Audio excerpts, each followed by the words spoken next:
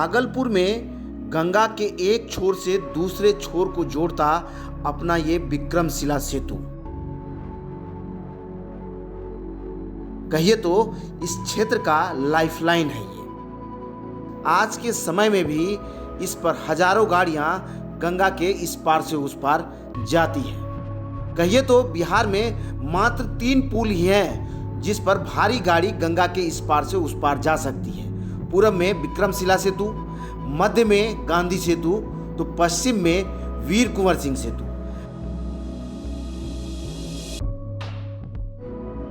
ऐसे में इस विक्रमशिला सेतु के महत्ता को आप समझ सकते हैं कि जो गाड़ी विक्रमशिला सेतु को क्रॉस नहीं कर पाई उसे 200 किलोमीटर बाद गांधी सेतु पर ही पार करना होगा। ऐसे में आज के समय में विक्रमशिला सेतु इस क्षेत्र के लोगों के लिए लाइफलाइन है।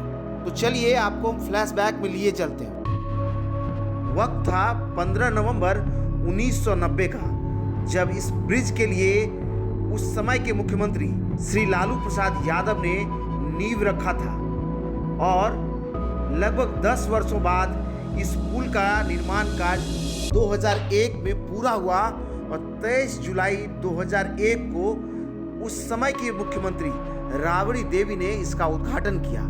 समझिए उस समय पुल का जब इनॉग्रेशन हो रहा था तो श्री लालू प्रसाद यादव उस समय मुख्य अतिथि के तौर पर इस उद्घाटन कार्यक्रम में शामिल थे।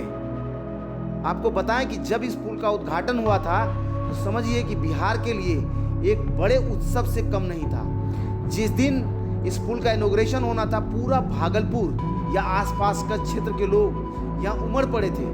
पुलिस को भीड़ को कंट्रोल करने के लिए लाठीचार्ज करना पड़ा, हवाई फायरिंग भी हुई थी। उस समय मैं यहाँ मौजूद था। आपको बताएं कि उस दिन यहाँ इतना हुजूम आया था लोगों का, पूरे चारों तरफ से लोग यहाँ जमा हो गए थे और इसी जगह पथरा होने लगा। मैं भी यहाँ मौजूद था उस दिन और वहाँ मेरे सर में भी एक पत्थर लग गया था, हम घायल हो गए थे यहाँ।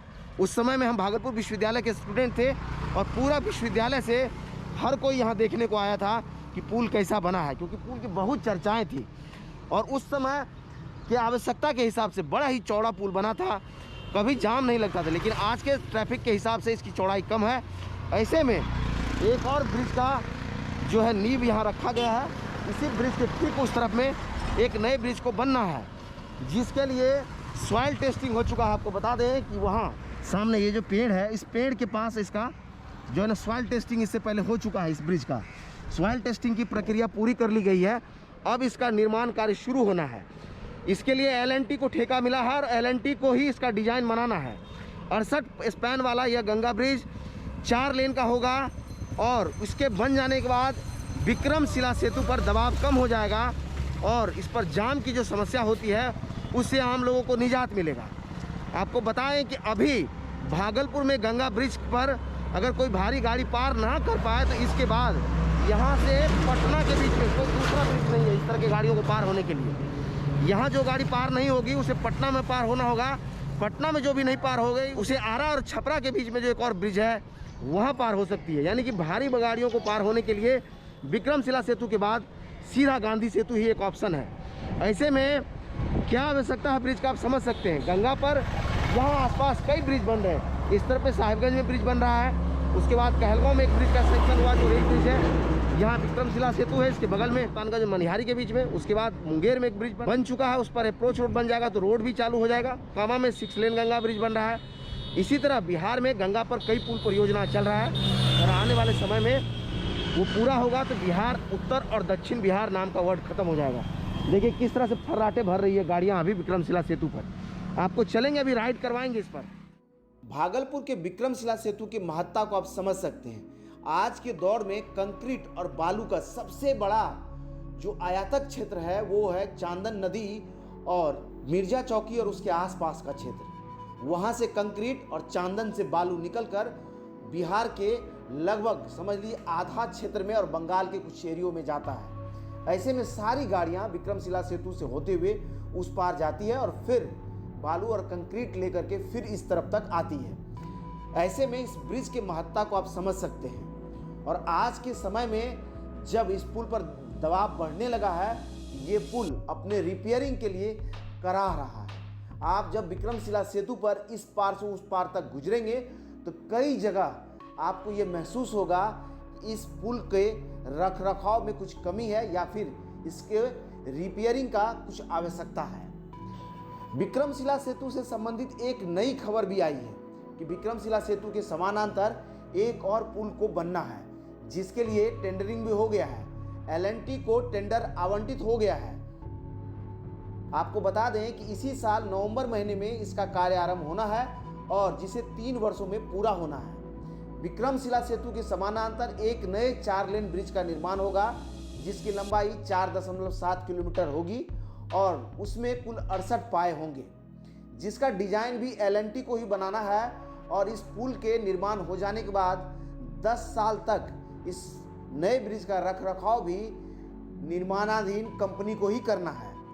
ऐसे में जब इस नए सेतु का निर्माण हो जाएगा तो विक्रमशिला सेतु को मिलाकर भागलपुर में गंगा नदी के इस छोर से उस छोर तक पार होने के लिए कुल 6 लेन का ब्रिज हो जाएगा। ऐसे में जब विक्रमशिला सेतु पर लंबा लंबा जाम लगता है, उससे आम लोगों को निजात मिल जाएगा। 21 सितंबर 2020 को प्रधानमंत्री नरेंद्र मोदी ने विक्रमशिला सेतु के समानांतर गंगा नदी पर 4.45 किलोमीटर लंबाई का एक नए 4 लेन ब्रिज की आधारशिला रखा है, जिसकी लागत 1110.23 करोड़ है, जिसका निर्माण कार्य आने वाले नवंबर महीने से शुरू हो जाएगा। आपको बताएं कि इसके लिए L&T नामक कंपनी को टेंडर मिला है, जिसके निर्माण के लिए इसका जो नक्शा होगा उसको भी L&T ही बनाएगी। यह पुल भागलपुर में NH 80 को दूसरे तरफ NH 31 से जोड़ेगा और कहिए तो भागलपुर में विक्रमशिला सेतु पर लगने वाले लंबे लंबे जाम से आम लोगों को निजात दिलाएगा। आपको बता दें कि 3 साल में इस ब्रिज का निर्माण होना है। इसको बन जाने के बाद विक्रमशिला सेतु और नए विक्रमशिला सेतु को मिलाकर भागलपुर में कुल 6 लेन का गंगा ब्रिज हो जाएगा और उम्मीद रखिए कि इसको बनने के बाद भागलपुर के ट्रैफिक को एक नई पहचान मिलेगी और लोगों को जाम से मुक्ति मिल जाएगा।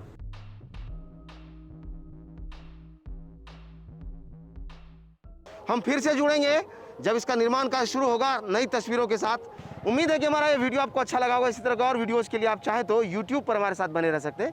वहीं यहाँ के अलावा हम आपको Instagram पर भी मिलते हैं, आप चाहे तो वहाँ भी हमारे साथ जुड़ सकते हैं।